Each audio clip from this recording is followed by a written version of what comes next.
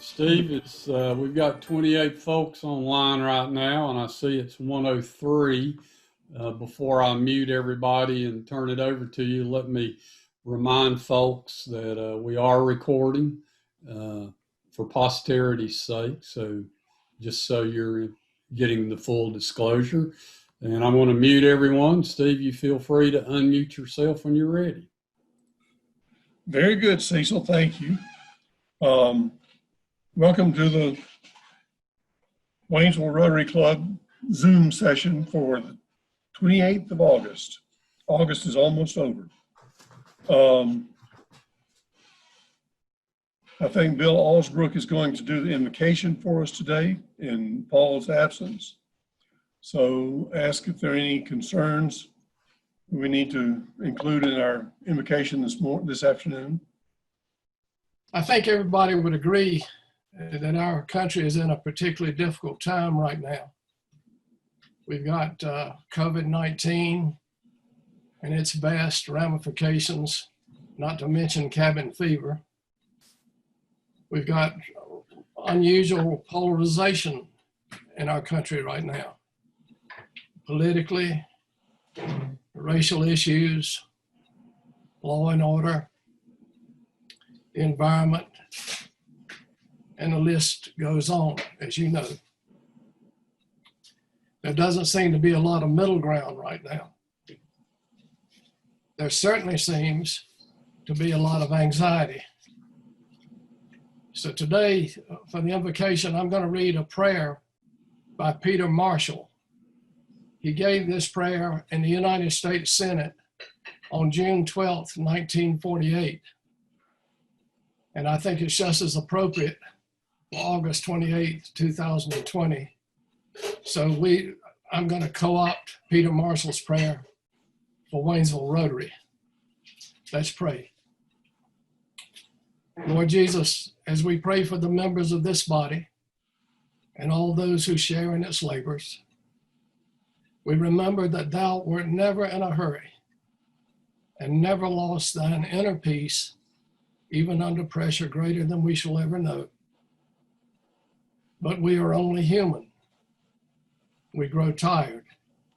We feel the strain of meeting deadlines, and we chafe under frustration.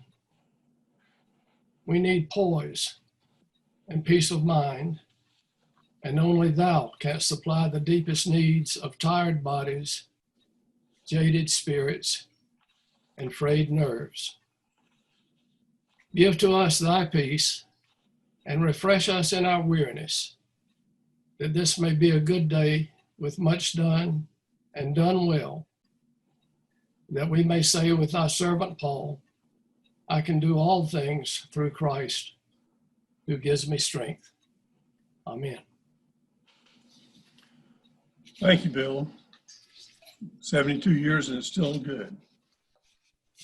Let's see, Larry Leatherwood is our Sergeant at Arms for the month. So Larry, I'll turn it over to you for the pledge and the four-way test. You'll join me in the pledge. I pledge allegiance to the flag of the United States of America and to the republic for which it stands, one nation under God, indivisible, with liberty and justice for all. And for all the things that we say and do as Rotarians, is it the truth? Is it fair to all concerned? Will it build goodwill and better friendships? Will it be beneficial to all concerned?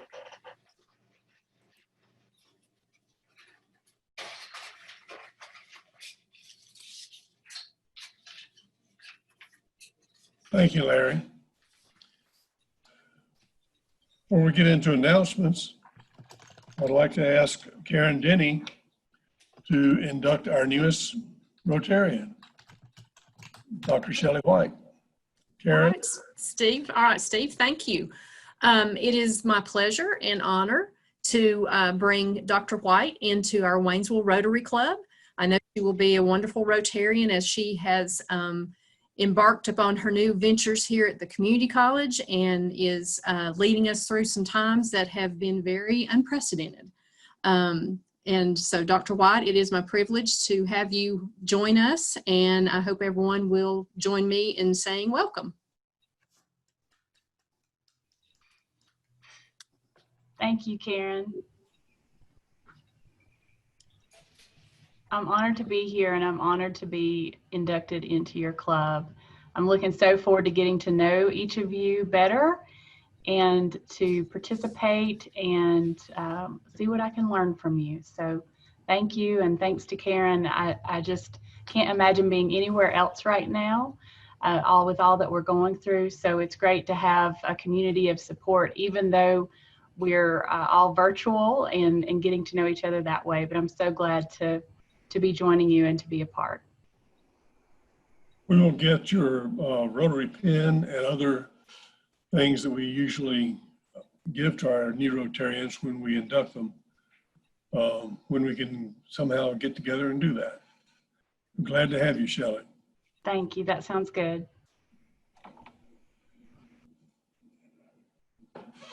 I wanted to induct Shelley before we talk about the budget meeting we had on Wednesday. And looking into our budget activities or our budget expenses over the last several years, we found that the club has been subsidizing the members for our contributions to Rotary International as well as our district. We were not collecting enough dues from all of us as Rotarians to actually pay those. So the club has been footing that part of that bill for, I don't know how long. I don't know how long it's been since we've had a dues adjustment. But the board met on Wednesday and I made a presentation with the support of Cecil and Jack and Jeff. And we recommended and the board approved to make a change in our dues structure so that we can collect enough money to float ourselves. So as of October 1st, our dues for Rotary International will go to $100 a year or $25 a quarter. That's an increase of $5 a quarter. The district will go to $60 a year or $15 a quarter. And in the past, it's been like $11.25. Our local dues to help support our local budget activities and expenses will move to $100 a year or $25 a quarter. And that's also an increase of, I think, $5 a quarter. Is that correct, Cecil? Yes. Paul Harris Fellow support will remain at $25 a quarter or $100. Steve, the local dues had been 15. Okay. So it's a $10 increase. $10. Okay. Thank you, Jack. Paul Harris Fellowship support will remain at $25 a quarter. So what this has done, or what it will do from what we have been having a standard quarterly payment for dues and fees of $71.25. So that now moves to $90 a quarter, or an increase of $6 a month, $6 and some change. Or as Jack talked about it the other day, it's $1. How often, Jack? It's a little over $1 a week. Okay. So wanted to make sure that everybody is not surprised when they get their love note this quarter, but that was approved by the board on Wednesday. Also, as far as our outgoing contributions, since we've not had a fundraiser, we don't have any money to contribute. So the board also approved the process of having anything that we do in the way of supporting a contribution to another organization will need to be a pass-through, to where if we have a request for a club contribution, the person making the request will become the champion for that activity and will need to raise the money that they need to raise to pass that through and basically pass it through our foundation. So checks will be made directly to the foundation. And then when the campaign is complete, we'll ask the foundation to write a check to the organization that we're supporting. That way we can keep our budget clean and everything will be handled as a pass-through. This is what we've always done with the backpack program and the Christmas baskets, and maybe a couple of other things over the years, but this will be necessary for the time being until we have identified some additional fundraisers to where we can create what used to be called the President's Fund. Are there any questions on any of that? I will be doing a comparison of our expenses and our dues structure with our district governor and some of the other clubs and make sure we're not out of line on that. But $90 a quarter does not feel overwhelming, at least to me. And I am now on a fixed income, now that I'm old. Okay. Steve? Yes. Before you move on from the budget, let me just add in from my treasurer's hat, one of the things that's adding to our financial cash flow issues is, as of today, we have 23 people who have yet to pay their account dues for April, May, and June, and we're currently fronting $2,292, and that's a significant amount of money, bad debt basically that we're carrying. So I would ask everyone to again go look at your account. You can see it online. Check me for errors. If I've made errors, I need to know it. If I've not made errors, we need that money to get paid up. And if you fall 2 quarters behind, you fall under the board approved policy for automatic termination. So I would again beg and ask you, I'm on my knees, you just can't tell it, that everyone be responsible and check your account balance due. Thank you. Thank you, Cecil. We did discuss that in our board meeting Wednesday, and probably our officers will be dividing up that list and making personal phone calls to encourage that we get all those things caught up. Thank you, Cecil, for bringing that back up. We did have a request at our board meeting for support for the annual toy run, and Cecil has always been a champion for that activity. So I will turn it over to him and let him explain the way that they're going to try to do a virtual toy run this year, and the activities and support that he's getting from other places and hopes to get from our club members. Cecil. Thank you. Yes, this will be our first example of the new process. So we'll get 2 birds with 1 stone there, an example and a request. We as the organizers of the toy run, we've done this for 28 years now. This would be our 29th. We just simply determined that there is no safe way that we anticipate by November to have 1,000+ people together and stay within COVID protocols. We felt like community health was more important than having an escorted parade and barbecue meal afterwards. We are, however, fully committed to supporting the children as we've done. And so we have set up a GoFundMe campaign, and we are matching, we've set a $5,000 match grant, hoping to raise $5,000 in public donations. And if we can get to that 10,000 mark, then we will basically be able to support the children as we have for the last several years. 10,000 has been about what we've distributed to 501c3s for several years now. That doing it that way will also allow the Haywood Christian Ministry, Department of Social Services, and those other recipients to purchase what they need.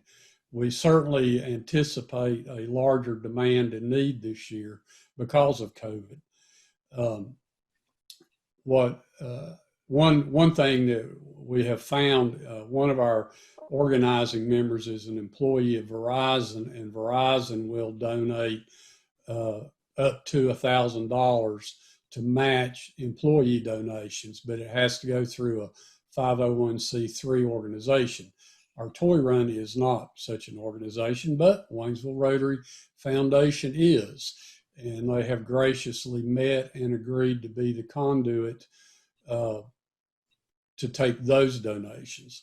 And of course, that money will also work toward the match. The Waynesville Rotarians over the last several years have become increasingly important to the function of the parade. And through man and woman power, you've parked cars, you've stood out in the cold and the snow and fed people, checked people in. One or two of you's taken some grief, probably. I know I have. And you don't have to do that this year. And it has counted as engagement. We still have a way for Rotarians to be involved and earn some tax donations and also still help build our engagement metrics. And that would be to make a donation to the Waynesville Rotary Foundation directly to them. And the foundation has also agreed to receive those funds and send them back out to us for distribution. So as the champion, I'm asking and encouraging you to consider making a donation directly to the Waynesville Rotary Foundation, as opposed to going through GoFundMe, because then you won't get your tax deduction benefits, but directly to the foundation. And they'll let me know, Mark and Karen will let me know, and I'll make sure you get the engagement credit for that as well. I'll be glad to answer any questions. Maybe not right now because I know time is of the essence, but feel free to pop me a message or give me a call. I'll send some more information out as we get there. But thank you to the Foundation Board and to the Rotary Club Board for allowing us to pursue supporting the children this way. Thank you, Steve.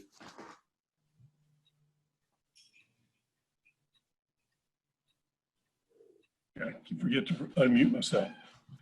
Thank you, Cecil.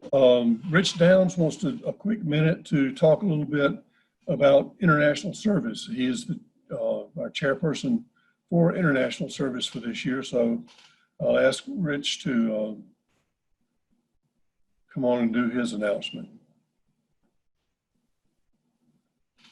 Thank you. Thank you for the cue, Cecil. And thank you for fixing whatever it was that you did to solve my technology problem earlier in the broadcast. I'd like to say I did something, but I didn't. But thank you. I'll give you credit. Yeah, it might have fixed itself in this crazy world. I'll take the credit. All right. Earlier this year, I spoke with Steve about the international projects and international service.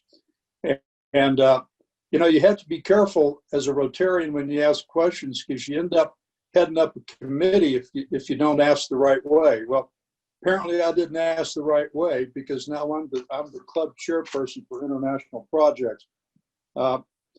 So in conversation with Steve, we decided probably the first thing that we needed to do was find out if there's an interest in our club having an international project or being involved in international projects.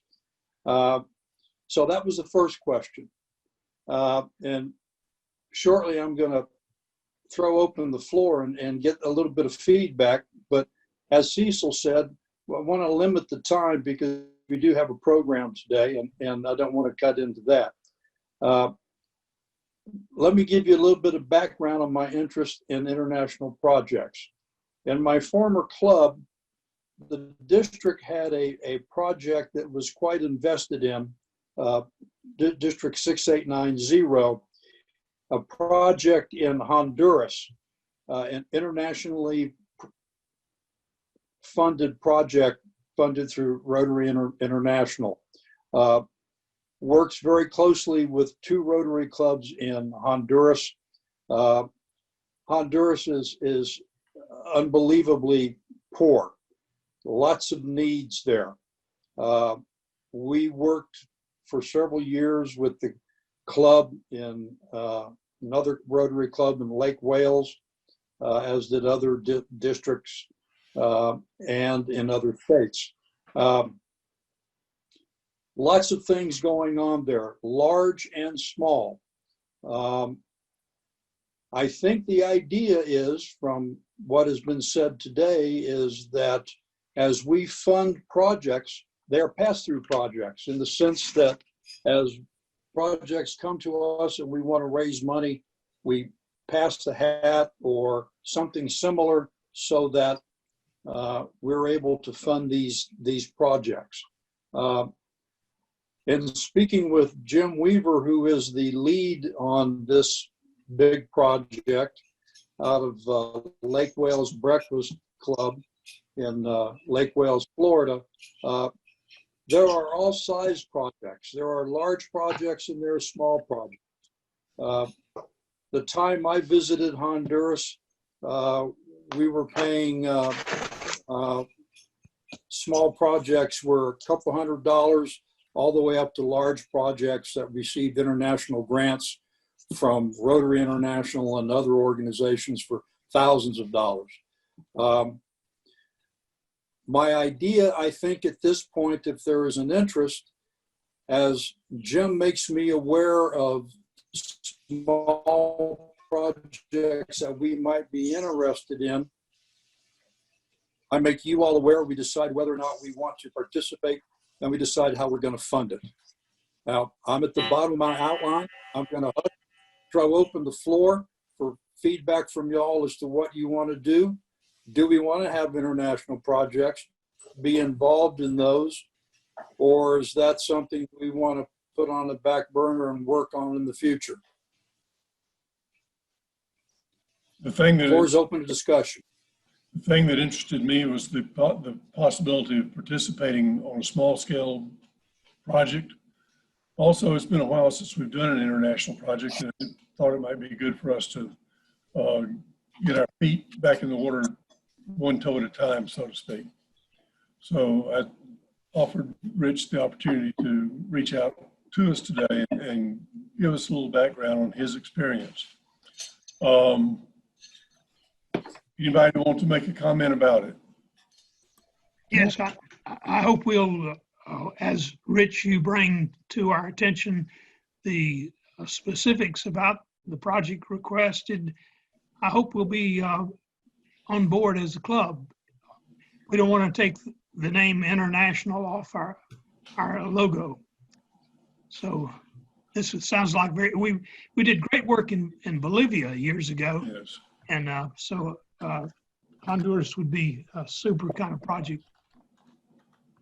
Pardon my question, but what type of projects are we doing down there? Are we digging wells to provide water? What are some of the projects that need funding? Or have been in the past? I made a list, and I'm just going to throw out some of the things that we did. We worked in 2 cities. We worked with the girls' orphanage. We worked with the maternity hospital. We helped a small town get a well. We worked with the school there, providing them with computers and other necessary materials. We worked with a lady that the locals called Mother Teresa, who runs basically a manna program to feed all the kids in the neighborhood. We bought a clothes dryer, an industrial sized clothes dryer for the girls' orphanage, because the only way they had to wash or dry clothes was to hang them out on a line. The 5 days we were there, it rained every day, so the clothes never got dry. In the other city we worked in, or with. We provided materials and tools for a technical school. We provided a money contribution to the local hospital for the physical therapy clinic. We helped build a school. We helped support the clinic for autistic children or children with autism. Again, we were working with Colonialis in getting a water well. So that's the sort of thing that this club has been doing. That's the thing, the projects that my former club was involved with a number of other clubs during that particular time frame.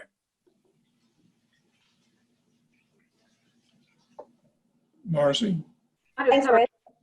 I have a question. My former club had gotten involved in a number of similar projects, but they were mostly related to the Rotary International Exchanges. And so I guess my question is, if we identify a project, does it have to first be approved by Rotary or associated with some other Rotary program, or can we identify an international project and just adopt that as a club? What we are talking about right now is joining other clubs in things that have already been approved, and to help support them and helping them come up with the matching money they have to do some of the projects. And the nice thing is they've all already been very active in Honduras, and it helps. It's more of a, is it not more of a district project, Rich? With the entire district down there is. It's mostly individual. Your audio is breaking up, but I think the answer to your question, Steve, is most of these projects are individual clubs that join together to support the larger project. The district that I came from, there was a great emphasis on from district leadership to support in whatever way that individual clubs are able to, because several of the district leadership had been to Honduras, and as a former district governor said, it changed my life.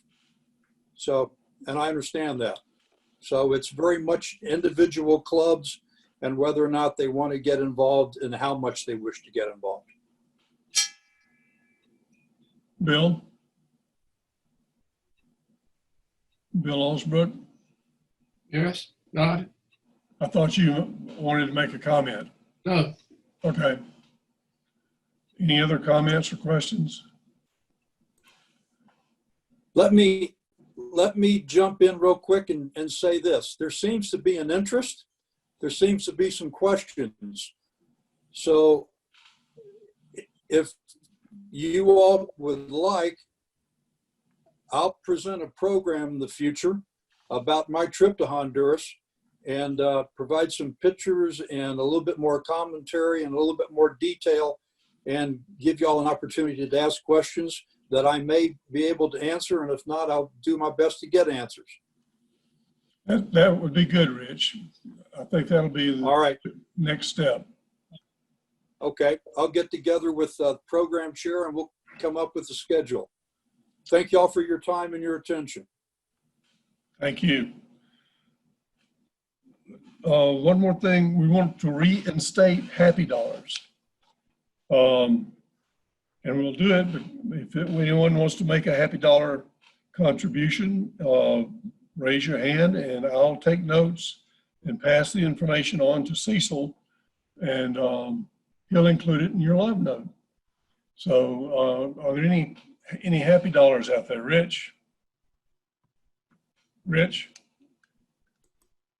Unmute yourself. As I mentioned a couple of months ago, I got a granddaughter.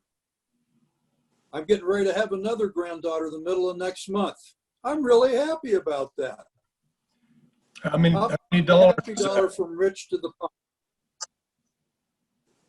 How many dollars? Oh, 5. Great. I saw Rick Smith's hand. Yep, I'm gonna piggyback right on the back of Rich there. I just found out my youngest is got another granddaughter in the oven cooking. Probably in March. I think we're talking March of next year. Is that right? Whatever. But yeah, I'll donate 5 also. Jack Ewing.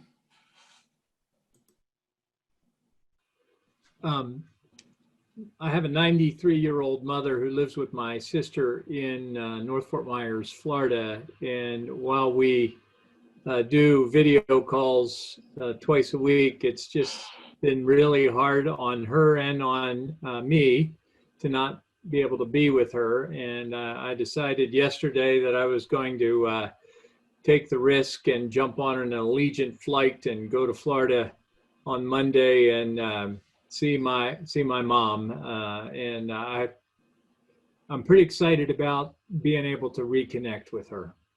Wonderful. $5. Anyone else? I can't see everybody.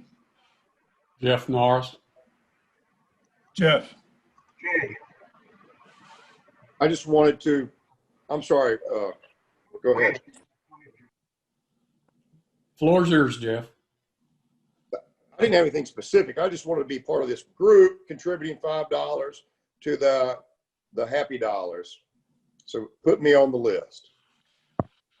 You're just happy. And Jay Henson was up, Steve. Okay, Jay. $5 Saturday. My sweet friend and I celebrated our 57th wedding anniversary, and we're still friends. 57th wedding anniversary. Wonderful. I think I saw Larry Easthand. You have to unmute yourself, Larry. Okay. Yep, got it. Yeah, a couple things. You all saw my wife speak back in the spring, I think it may have been, on search and rescue. She is doing a tremendous fundraiser for the Smoky Mountain National Park. Friends of the Smokies coming up next week. In the process of her training, hiking for that, she actually fell and broke her hand, had a successful surgery yesterday. So the Happy Dollars are for that. In addition to that, the challenge that she's doing is hiking all 900 plus miles of the Smoky Mountain National Park. And she's working to set a record for that with a hiking partner friend of ours, that they're going to be attempting to do it somewhere let's just say less than 34 days, because someone else just set a record last week. It went from 43 days to 34 days, and so she and Chris are going to be trying to beat that. They've got a full support team, local search and rescue teams. They're going to be helping them out, but every day hiking, between 30 and 40 miles a day for over 30 days. So they've trained really hard. They were supposed to do it back in the spring, and COVID shut down the parks. But now they're going to be going out and doing something pretty awesome. It's cool. It's cool to see. So very happy about that. So put me down for 5. George Thompson. Put me down for 5. Pat and I celebrated this month our 55th wedding anniversary. We're off to a good start on Happy Dollars. Anybody else?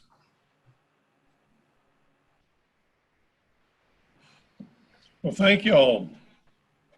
And again, you will see these Happy Dollar included in your October love note. Larry, will you introduce our speaker? Absolutely. I've enjoyed meeting all these new entrepreneurs this month, and thank you, John Keith, for providing that list from the Chamber. It's been very valuable in finding some great speakers for our club this month. Today, I have the privilege of introducing another Haywood County young entrepreneur, Dr. Matthew Winters, and also it looks like his student assistant, Chelsea Hutchinson, is with him today as well. I'll let him tell you more about her. Dr. Winters is the owner of Benchmark Physical Therapy here in Waynesville. He received a bachelor's in science from kinesiology from Penn State University in 1998, and then attended Drexel University in Philadelphia, where he received a doctorate in physical therapy in 2004.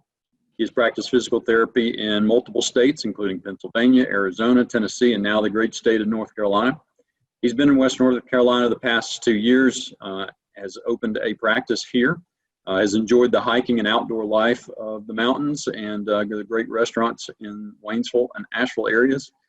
So please help me welcome Dr. Matthew Winters. Matthew, the floor is yours. Thank you very much, Larry. It's great to be here with you guys, or be here and you guys are there at least. But yeah, we're really happy to talk a little bit today about what you can do at home with all of the COVID-19 shutdowns and how everybody's remained basically stuck indoors. To start off, I want to introduce Chelsea Hutchison. Like you'd mentioned, she's finishing her doctoral rotation with us. She's going to talk a little bit about some of the exercises moving forward. To start off with, we'll talk a little bit about benchmark physical therapy. So we're located in the complex with the Ingalls up on the hill. So most people know the Ingalls on the hill. We're right there between Ingalls and the Great Clips. We're open for screenings. We're open if you have questions by any means. Just stop in, come see us, and we're happy to chat with you. We like to practice what we call good physical therapy. So good physical therapy is what I consider a full biomechanical evaluation, individualized exercises.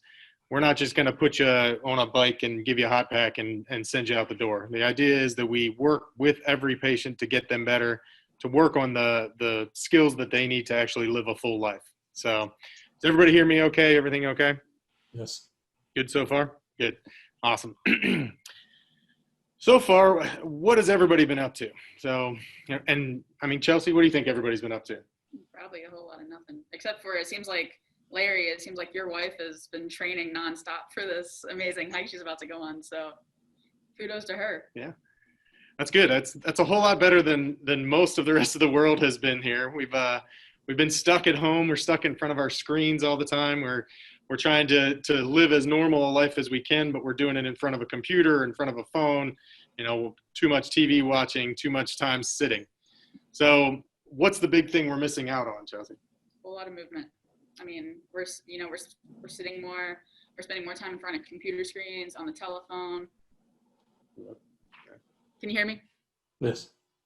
I was just saying, everybody's probably been sitting a lot of time on the computer, a lot of time on the telephone, trying to stay in touch with loved ones, or trying to stay in touch with, recreational groups or other group like organizations that they're part of.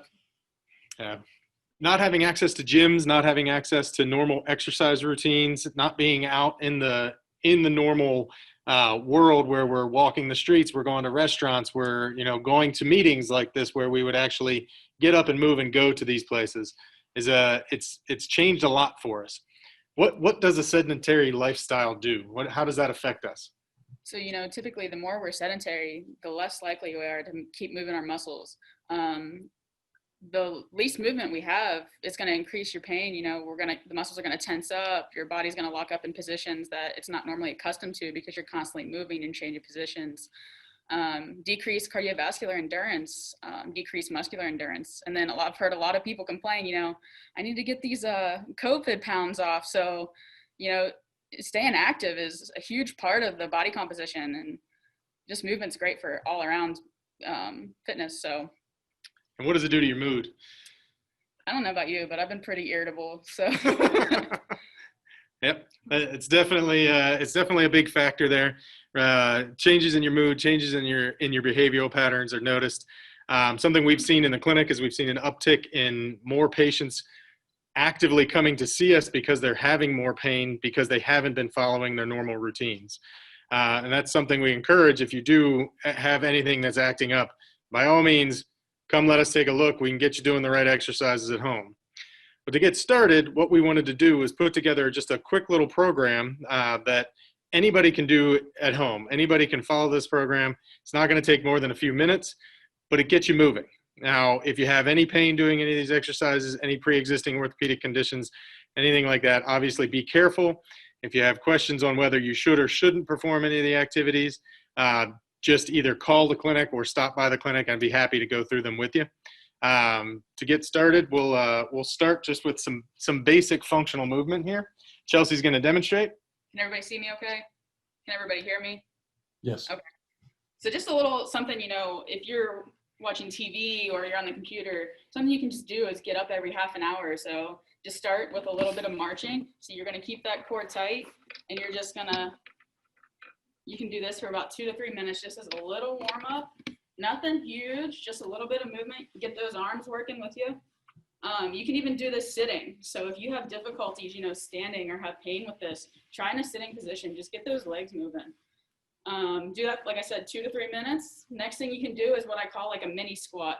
So for those of you that need a modification, go up to your counter, go up to a chair, and all you're gonna do is just put your hands here just for a little stability, little support, and you're just gonna put your feet shoulder width apart. You're gonna keep your back straight, and you're just gonna act like you're sitting back on a chair. You can do this about 10 times or so and take a little break. Make sure that back stays straight. Make sure you're bending at the waist and not, you don't want to do this. That's where you get a lot of strain on your back. So just gentle movements here. Next thing you can do is called a wall push-up. So if you're unable to get on the floor and do a push-up, you can just come over. Put your hands outside your shoulder base, about shoulder height, and you're just gonna ease into the wall and come up.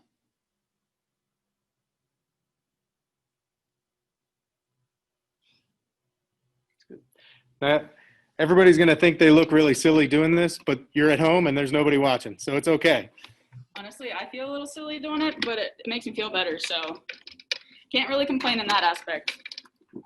Another quick exercise you guys can do, you can be in a chair. Again, keep that core tight, and you're just gonna put your arms out at 90, and you're just gonna lift your arms up. Keep that core tight. If you think this is too easy, you can get some cans of soup, some free weights at home. If you have a grandchild, sure, go for it if you want to. Yeah, just like I said, keep that core tight, keep your back upright. Then I also incorporated a little bit of stretching. A lot of people that we've seen have had come in with tight hamstrings, tight posterior chain muscles. So a lot of people don't know what a piriformis is, but a lot of people come in with pain in it. So just something you can do to stretch out your hamstrings. Sit in a chair, put one leg out completely straight. Again, keep that back straight, and you're just gonna hinge forward until you feel a stretch back here. Hold for about 20 to 30 seconds and switch legs. You can do that about 3 to 5 times. The other stretch that I was talking about, the piriformis stretch, you just cross one leg over. Again, keep that body upright, and you just take your hand and push down on your knee until you feel a gentle stretch. Again, hold for about 20 to 30 seconds, switch legs, do that about 3 to 5 times. And then the last stretch is called, I usually call it a doorway stretch, but I'll be doing it in the corner. It works the same. So typically go to the doorway,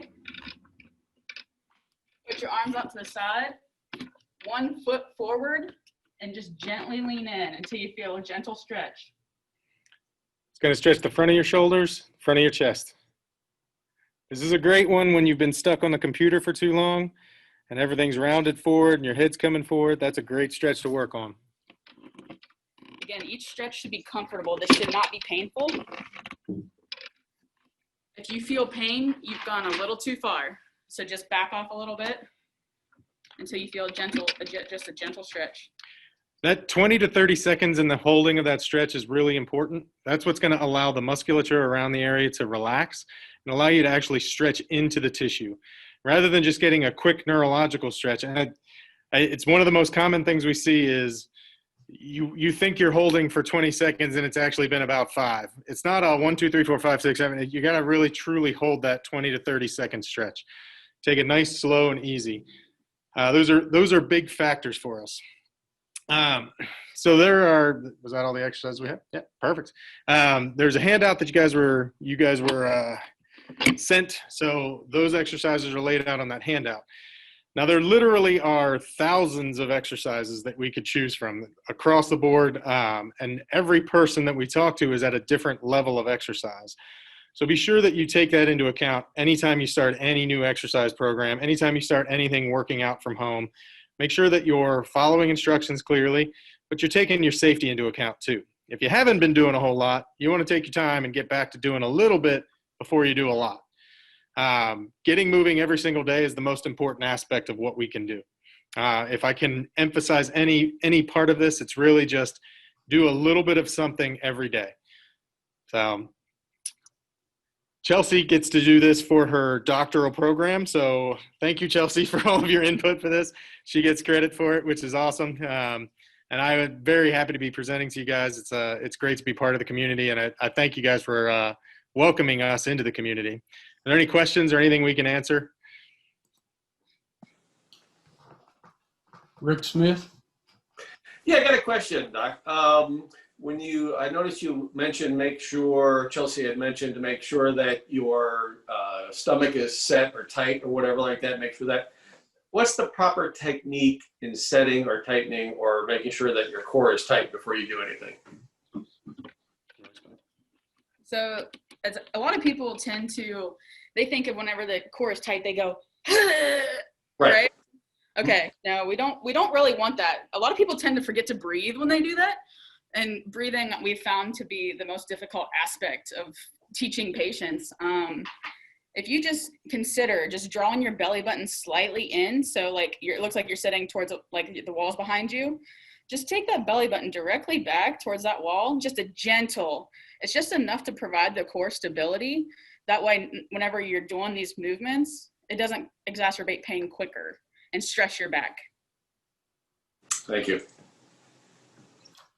Matt? Cecil Young. Financially, do you accept Medicare, and basically what are your charges? Yes, sir. Yes. We accept pretty much every insurance across the board outside of North Carolina Medicaid. It's the only insurance we don't accept at this point. We accept Medicare. Generally, every insurance plan is going to be a little bit different. With Medicare, it all depends if you have a secondary insurance or not, whether or not there's that 20% copay that Medicare charges. If it's a situation where you just have a question, there's no charges. We just we free screenings for everybody. Anybody who just walks in the door that wants us to just take a look, we just do that for free. That's just complimentary, just to help everybody stay healthy. So that answer your question? Yes, thank you. Sure. Matt, Jeff Norris, I spent about 12 years in Philadelphia, and I found a place next to Drexel called Abner's. Yes. And it was a great cheesesteak place because you could get cheesesteak hoagie and fries, and they wouldn't give you a hard time about putting lettuce and tomato on hoagie. Oh, yeah. So, oh, yeah. Question is, in your days in Philadelphia, did you have a good cheesesteak place, and did your fellow students in physical therapy give you a hard time for having a cheesesteak place? I did have my favorite cheesesteak place, and it was not Pat's or Gino's. Right. My favorite cheesesteak place was a place called Carmine's. And honestly, yeah, they did a cheesesteak hoagie, but they did a chicken cheesesteak that was amazing. But I was always I was the outcast because I always got it with provolone too, which was not part of what they did either. So that was my go-to place. Yeah, I tell you what, I got more flack about that when I moved to Arizona from Philadelphia than I did living in Philly. So, but it was great. Thank you. And we are always looking for fantastic people to join our club. And I want to throw out that invitation, both of you. Thank you very much for the presentation today, and thank you for remembering Drexel and cheesesteaks. Thank you so much. I appreciate it. John Keith has a question. I'd just like to give a testimonial. I've had 2 shoulder surgeries. The last one was here in Haywood County, and I went to the original physical therapist who was very nice, and but later had more problems, and my doctor referred me to Matt. And until that point, I thought they were all fairly comparable. And I can testify after having 4 different physical therapists over my lifetime that Matt is a league above many. I won't say all because I haven't been to all of them, and I'm sure you folks have your favorites, but I can tell you the depth of his knowledge and the different things that he can do over some others that are in this practice is incredible. I've heard a lot of people that have gone to him as I have that have felt the same way. Carrie, my wife, unfortunately had shoulder surgery after I did, and she even agrees with her husband. So I hope you never need his services. But if you do, you know, in the past, I focused in on the doctor and not so much on who did my physical therapy, thinking it really didn't matter because they were all about the same. And I have been sorely mistaken. You've only heard a smidgen of his expertise in his bio, but he comes from a past of great accomplishments in this field, and we're blessed to have him here with a company that's trying to make a name for himself in this market, and that's why they've sent Matt here. And if you do need the services, I hope you give him a try. I think he's a miracle worker.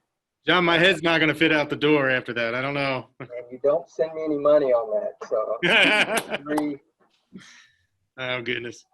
I also realized at 68 years old, I don't have a personal trainer anymore.